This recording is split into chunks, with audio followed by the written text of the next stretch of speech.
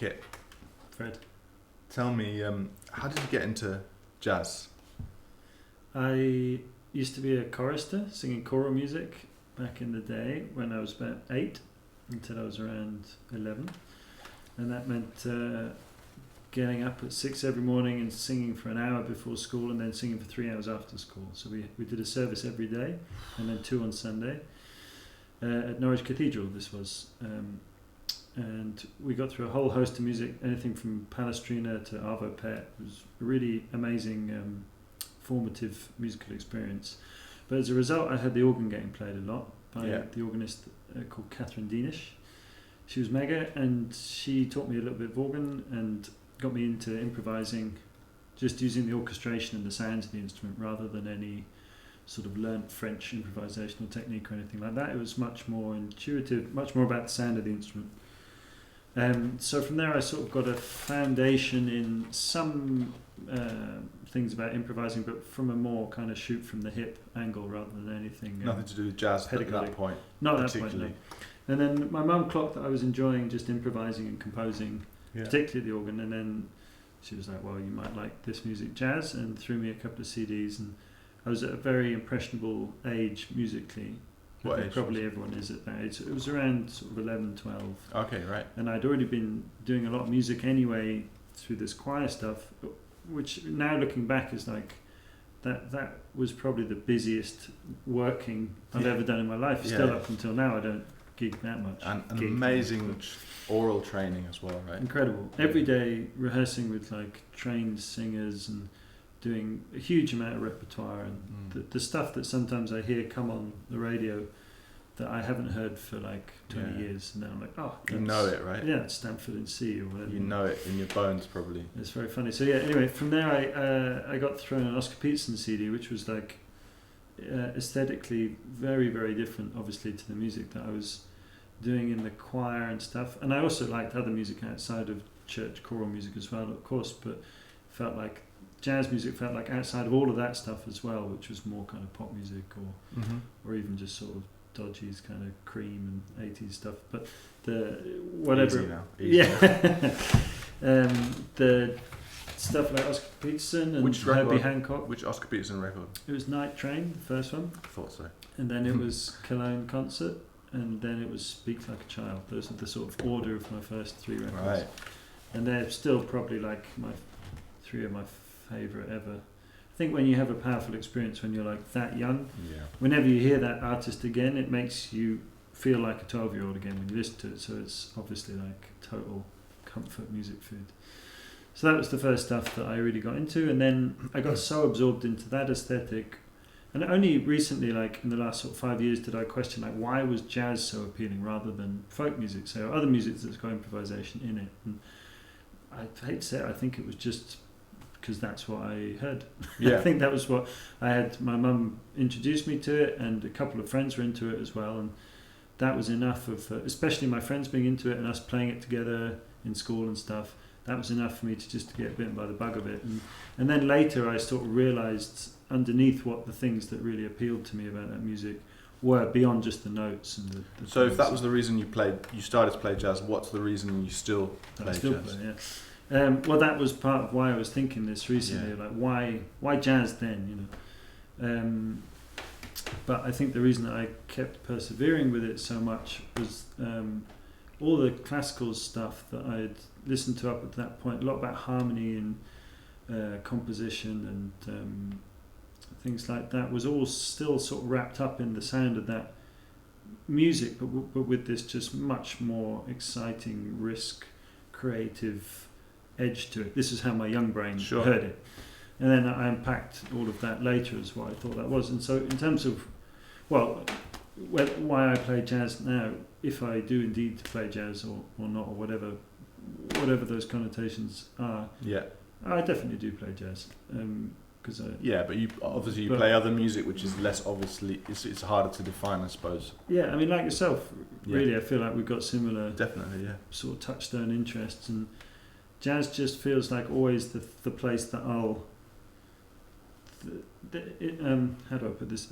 It feels like the safest place to draw that stuff back to and rearrange it, and that's where I sort of feel most at home in it, which is maybe why I think of myself as that first. And when you play music, is it still connected to the feeling you had when you were a kid, even if you're not playing like straight ahead jazz or whatever? Do you still like go to the piano in order to just feel good? Yeah, this whole lockdown thing, blah blah, blah, has really brought that massively back of how kind of therapeutic. Or that's really nice. Therapeutic's the wrong word, but like how much of an intrinsic part of just expressing myself and staying happy it is.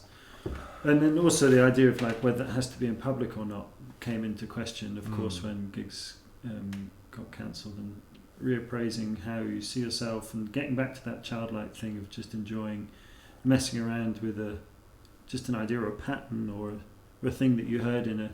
I remember there was this thing from some Tchaikovsky thing, I can't remember, but it was like it just went. It was just that shape, and I loved the sound of it, and I'd loved it ever since I was a kid, and I only sort of thought 15 years later to try and do something with it. But there's loads of stuff like debris floating around in my brain of little things that I've liked at some point that I've remembered. And then at some point, when you're in the right day, in the right mood, and you're in the right headspace, you maybe try it out, and then you try and do something with it. And that feels like the childlike, just unpacking something that you've taken from somewhere else and trying to work your way, like a personal response through it. So that's the sort of the childlike fun bit of it that I've been enjoying. And even though you sang so much growing up, nevertheless you kind of ended up playing an instrument which is like the least singing instrument, almost, although people try really hard, successfully sometimes, very successfully in your case, to make it sing, but like it is hard, isn't it? What do you kind of value? Is that a big part? Do you feel like you're singing when you play piano, or what kind of do you appreciate in a piano sound?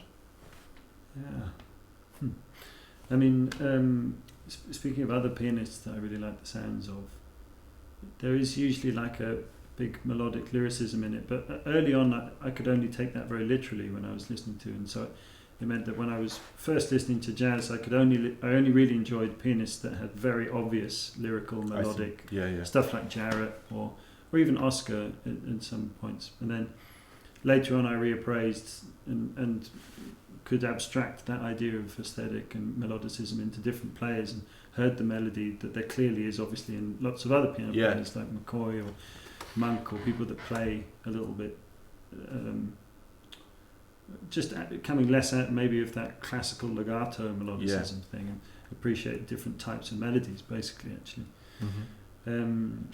So in terms of what I like in a piano sound, it's just I guess it's that it sounds like that it's the best sort of servant to the idea kind of thing, that it's a very true reflection of the process that is going on in that person's brain, I guess. So like a well-tempered, matched sound to idea. So does that mean that you like playing on different types of pianos for different types of music, or would you always rather play on a Steinway D? I wasn't really thinking of myself in it, but I was thinking of people that like you had Liam on this recently, and hearing him play, I was like, that's just such the perfect sound and approach for, feels like the way that Liam thinks on that music. They're so well joined together. It's like the sort of classic definition of quality of having the tools that you need to accomplish the task kind of thing. Well, he's an extreme example. He hardly ever really uses the pedal, right? The sustain pedal. Okay. And so you were singing and playing organ. How does playing the organ, you still play the organ a lot, and how does that kind of interact and intersect with playing piano? This sounds a bit weird, but I probably don't put too much sort of stress on whether I'm good at an instrument before I start playing it, and even just trying to use it, even in public or anything like that. Like Same here. I'll like happily pick up a guitar or a bass or play some added perk. I'm kind of just up for joining in, basically. And so that was the approach I had when I came back to the organ, having not played it for a long time. I see, right. And I just looked at it as its own sort of separate set of things that needed to be considered that are very different to the piano. So obviously touch, as you know yourself, like playing the organ is completely different, and the idea of melodicism changes because you can't rely on that beautiful romantic decay that you always get from the piano. Everything is very literal, so you have to be a lot more weirdly rhythmically aware, even if you're playing at really slow tempos, of when you bring things off. Yeah. Even actually just having a swell pedal means that you can be expressive through a note, which is like something we're not used to unless we play synths and things. Or harmonium. I really enjoy playing harmonium for that reason, that you can be physical with growing into the note or growing into the phrase and things like that. You kind of breathe a lot more that way, right? Yeah. I mean, a lot of people, I mean, you probably don't like this, but you probably also would agree with me that a lot of people are put off by the organ. I mean, certainly my experience, I don't know, maybe yours is different, but like my mum, for example, fucking hates the organ, right? And, you know, she just associates it with like things she's not drawn towards, like heaviness or, you know, kind of dogmatic. And even like kind of slightly depressing atmospheres in certain spaces. So like, what would you say to someone like that, you know? Well, I'd even add before my hypothetical suggestion to someone else is that it can also, I think the big drawback of it is it can just be so like a bull in a china shop as well, not just depressing but also like way too over the top as well, and like just everything sounds like a fanfare all the time. You've got this instrument that makes like thousands of different sounds, all at different pitches, all really different sounds that someone's like takes absolutely ages working out, you know, exactly where a bit of reed has got to go over a hole to make it sound a bit like an oboe. You've got all this delicate stuff, but yet a lot of the time you just hear it all clumped together because the nature of how you build dynamic on that instrument is additive. Yeah. So that, in like a lot of kind of the church organ music, I guess, is a bit of a, can be a bit of an off-putter. But to those people, what was yours? It was like, what would I say to those people? What would you say to someone who hates the organ? I mean, there's not a lot of, there's not as much repertoire, maybe, or not as much diverse repertoire for it as there is for the piano. So there's not as much opportunity to love all its different facets, or at least you have to look a little harder. But I would say I'd probably point to like a few key people that write for it in a different way. Yeah. Particularly modern. There's a few modern composers that I think just write such beautiful, interesting music for it, like Niels Henrik Aschheim, Jürgen Essel. Also people like Arvo Pärt, obviously, and then people like Sanson that find a real beautiful melodicism through the instrument and explore the colour of it. The French Romantics, I would say that's a good way in before like Buxtehude and even Bach, which is very, very beautiful, but there's not the same focus on sound in the same, because it's back in a period where there wasn't so much sound. It's before all of that kind of organ building was around. So I don't know, maybe try and check out some more modern music in a way, which is probably the opposite thing that people say to draw people into things sometimes. Yeah, that's true. How's the way you listen to music and records, other people's music, you know, CDs or records or online stuff? How has that changed since you were first discovering music to now? Because for me it's changed a lot. Like, I used to listen to music compulsively, you know, I used to go to sleep at night listening to music and put it on first thing in the morning, and I don't do that anymore. But that obviously doesn't mean I love music any less. It's just changed. So how's that been for you? Yeah, I mean, when you're younger and maybe even when you're studying, you haven't got so much stuff to listen actively for in terms of preparation for things, and so it just fills up, and you're so obsessed. It's sort of like young puppy love at the beginning. I'm still very into listening to music, obviously, and have a nice vinyl set up at home, and I try and listen to one record a day at least through that, and check out particularly my peers and my friends' new music, and try and sort of keep at the front of what people are making and stuff, which is maybe something I wasn't that bothered about. Obviously, I mean, I didn't even know who was making music currently when I was younger. But I'm a bit more relaxed about going back to my kind of comfort records and just listening again and again and again. Almost some like daily practice, almost, where it's not about finding anything new in it anymore. It's just being in it again. And there's so much that I soak up subliminally from just hearing people's time feels together or stuff like that. And even if I'm preparing some music that is very, very aesthetically or different in the way that the mechanics of the music work, different to what I'm listening to. It's still fun just to kind of dart about. And I have quite eclectic tastes anyway. I think, again, maybe like yourself, like I like lots of different. I'm not tied to certain sounds or approaches. I like them all as long as it does something in me, kind of thing. So okay, and sort of related to that, let's talk about something that's quite difficult to sort of communicate in a way, especially to people who don't have any or that much experience playing music, like different modes of listening to other musicians while you're playing. It's quite a subtle thing in a way, because it sort of ranges from absolute concentration on somebody else's information or sound to sort of deliberately ignoring them for a whole host of reasons, and everything in between. And obviously whilst you're listening, you also have to be playing your own instrument. So how would you describe, like, to someone who hasn't felt that, like, what those modes are of listening to other people?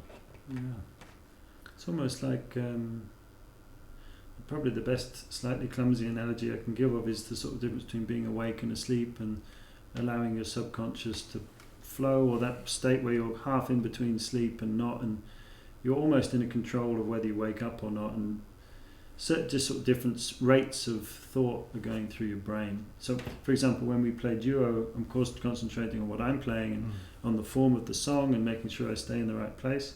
But I'm also thinking about our communal time feel and how we're placing the beat together. But I'm also thinking about my own time feel separate to that, and about how good my internal feel is within our communal time, and of course how good your feel is within.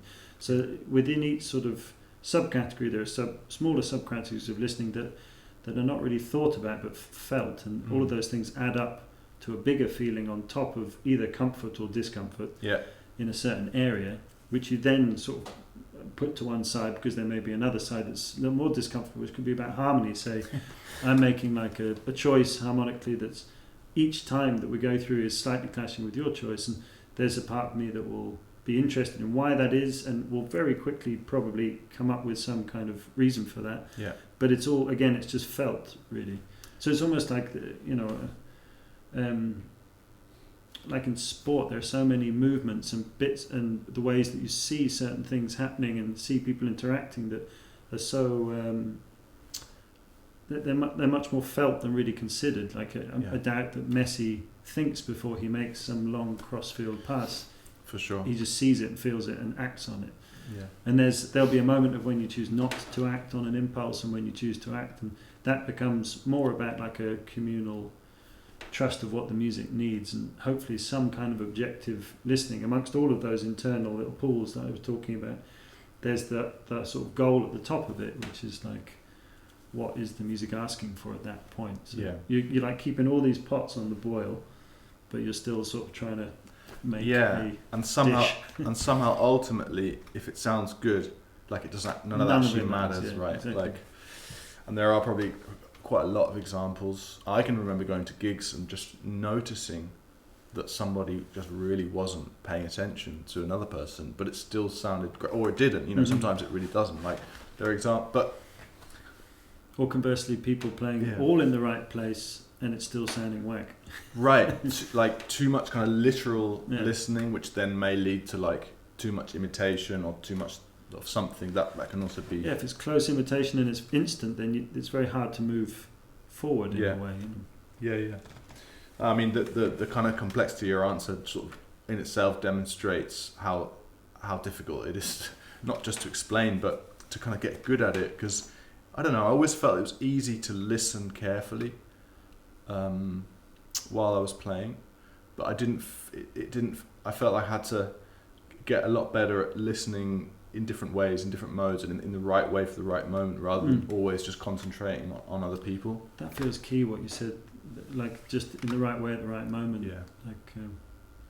Like in a different level of opaqueness, maybe. Yeah.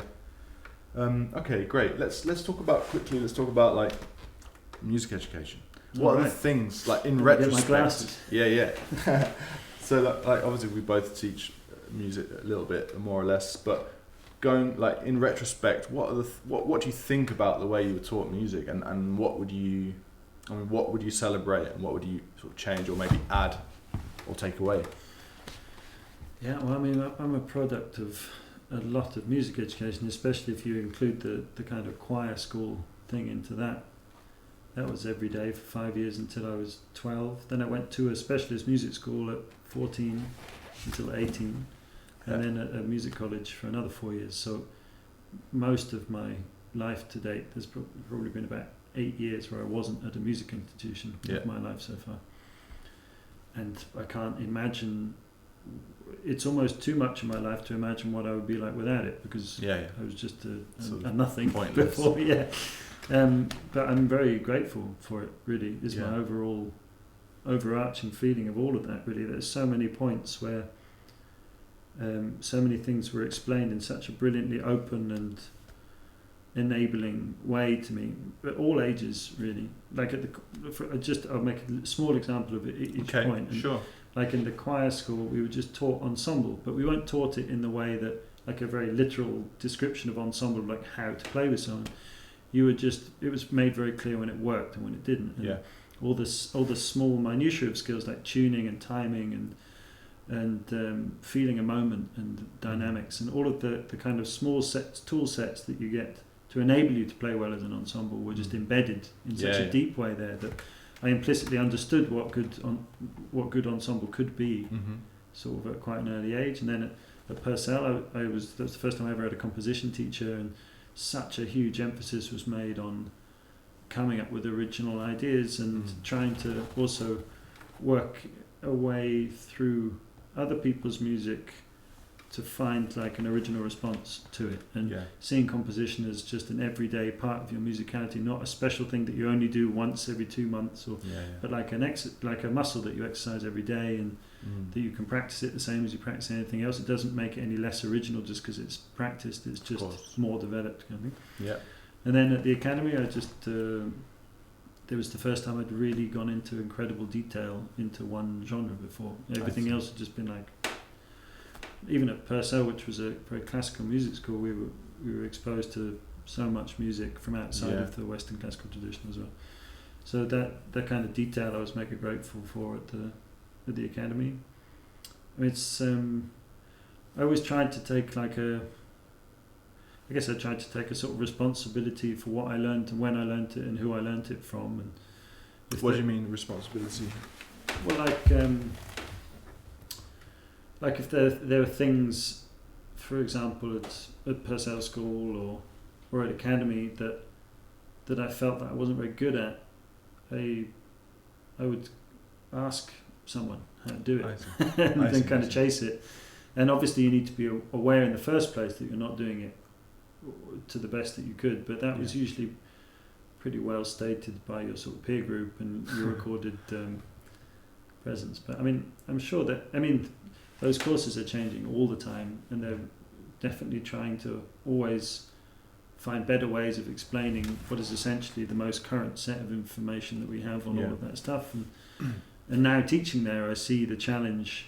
I can appreciate what a difficult job and what a responsibility it is from the other side, obviously, because it's when you're a student, you're just like, And now I see the kind of what a weight it is, and how important it is to get deep into the source of things and to find that mix of not making the history of something, not detaching it from the content that you're teaching, but making it, of course, the heaviest part of what you're teaching, but also not making it feel like that's exclusive in any way as well. That's an incredibly tricky balance, I think, but totally achievable. And I feel like those courses are always getting more advanced at doing that. Okay, great. And what do you think about it? I think I had a different experience to you, probably because I didn't go to a specialist music school before going to music college, when I was 18, but we went to the same music college, so I had probably a similar experience in a way there. I found that there were like a handful of incredible teachers that were life-changing, and like the level of teaching was quite mixed, I found, and there was a kind of whole historical, political element that is sort of fundamental to the specialised music that we were studying that was sort of mostly missing. And that's something I wasn't really aware of back then. I think retrospectively I would have appreciated having been taught that, and that's my sort of biggest criticism. But on the other hand, a few people like totally changed my life and blew my mind and all sorts of things. So yeah, it's mixed, I would say. And before that, I went to it wasn't a specialist school, but the music was really strong there, so I had sort of maybe similar experiences to you when you were speaking about ensemble playing, and I kind of went through a lot of that. But I got into jazz much later, like when I was 17 more or less. So yeah, it's really interesting. It's really difficult to get it right, but you're right that people are trying really hard all the time to do that. I mean, I guess in the same way that the music moves forward and develops, exactly, and the pedagogy also does too. Do you this is the last thing I want to ask you. Do you fight with your kind of instinctive, or maybe not so instinctive, sense of taste? Do you have like internal fights with yourself about what it means to be tasteful or to be distasteful or something like that? Oh, so not just your own feeling of your own taste, but how you relate to other people's sort of commonality of taste, or... I sort of mean it in the most general sense. However you feel that question, you can answer. I mean, I used to, when I was a kid, I used to think that stuff was cheesy or not cheesy kind of thing, and in a kind of binary way. Yeah, in a very binary way, yeah. And that was really just to do with ignorance of music outside of what I knew at the time. Okay. But I kind of feel like I sort of, as I discovered new music and more and more, not necessarily new music, but more and more music, old and new. I just started in sort of enjoying the personality behind the music, and particularly when I started listening to music that originated from places outside of Europe. That whole cheesy discussion just became slightly obsolete in a way, because the aesthetics are so different and the intentions, and it comes from just a whole different set of parameters that you can't put I couldn't put my clumsy 15-year-old cheesy or not cheesy brain on it kind of thing. So since then I've tried to just be pretty allowing of my own tastes really, and there's not I say there's not much stuff I don't like, that's definitely not true, but there's no style I don't like or anything like that, right. I always kind of, with my friends, I always ask them, is there one style of music that you just, no matter what, you hate it? And most of them, they end up sort of grudgingly admitting that jazz. There's one style. It's always jazz. It's always jazz. No, actually, it hasn't been jazz ever yet. But it was definitely country a few times. I kind of love country, so I wouldn't say that. But is there one style of music that you still hate? Definitely not. I don't really, think. not even. I mean, even like K-pop or I don't know. Why I picked K-pop. Sorry, K-pop, or like stuff that has nothing to do with what I do, like drum and bass or whatever. I mean, if there's always going to be an example of it being made incredibly well by some total genius. Yeah. So it's difficult to. I think I can hear there are sort of intentions behind music which can be in any style, like within styles that are very close to the ones that I play, or not. There are intentions that I don't like is that cynicism in music, or manipulative on an emotional level, or or kind of or just sort of too much showboating or whatever. But they're kind of, I wouldn't like those things in people either. So they aren't just musical taste. That's just a reflection of the person making it, I guess. Yeah. It's a bit of a cop-out answer, because I'm not sure. I don't think it's a cop-out at all. It's quite a strong statement to say that I'm just trying to be honest with myself. Cynicism and too much showmanship or show personship. But even then, it's like sometimes I love that as well. You know, if it's Yeah. like just mind-bogglingly.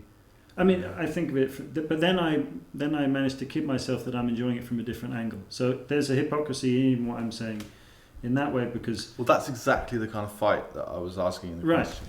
like for example, someone might see piano player X as like showy and full on and ridiculous, and just sort of even like throwing in things like macho or stuff like that, like loads of stuff. Yeah. Negative connotations of just sort of showing off, basically. Yeah. Whereas someone else might perceive it from some like, you know, Coltrane level of dedication to craft, or you know, like see it from a completely different angle. Yeah.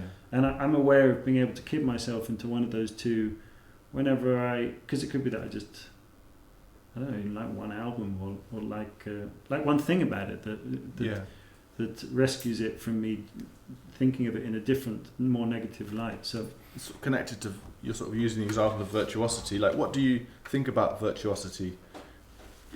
That's a very vague question, but just tell me what occurs to you. well, pretty much, I mean, just an extension of what I'm already talking about. Yeah. In a way, it really depends like how someone's using it, and because you can use it, I feel like, in a very extreme, full-on way, and it still be very free of cynicism somehow. And it's about it's almost about like Ben Monder plays a lot of notes, right? But to me, that doesn't sound like shredding or anything. Gratuitous, yeah. Yeah, it feels like that stuff that he plays probably for hours every day, trying to work out a perfect way to play a pattern that has a beautiful symmetry against another pattern that comes before, and that to me feels like devotional music almost. Right. It's almost become like on a different set of parameters. That feels like a different type of virtuosity to the one that we normally associate with the word. In fact, I think that is a sort of problem with the word, that people, when they hear the word virtuosity, they assume like really fast and really loud and really kind of technical in an obvious way. But actually, there are so many types. You can be a like Marta a Agric listener. playing Prokofiev. That is virtuosity in extreme. Right. But I would never think of Marta Agric, knowing like a little bit about her personality as being like a show-off merchant or anything like that. It's like so far. I think maybe there's an implication from show-off that someone is not quite enough if they don't show off. Right? Yeah. And maybe that if you hear that in the music, that's not very attractive, of course, because it's sort of trying to be something that it isn't. An authenticity, maybe. Yeah, I think it would be great if kind of the words in people's minds was a bit more general in its meaning, like and you know, the virtuosity of touch, for example, like Marta Agric, or you know, so many ways of being virtue. Like it's one of those things that it bugs me that it gets used in one way. I mean, maybe with a lot of those terms, I mean, any term about music is going to be somewhat clumsy, but to wield those terms in a more neutral way is, I think, a good thing, right? Yeah. Like no description, no bare just description of something should be inherently negative. Yeah. You know, same if you call the way someone plays heavy-handed or something. Yeah. Can be great. Of course, in the right context. So we're going to play some music now. Right, yeah. We're going to play some. What we're going to play? We're going to play some of my tunes, some Paul Motion, some Stravinsky, maybe some Tristano. You looking forward to it? Of course. Great. Well, thanks so much for coming. Thanks. It's really nice to chat to you. Thanks, Kit. Nice one.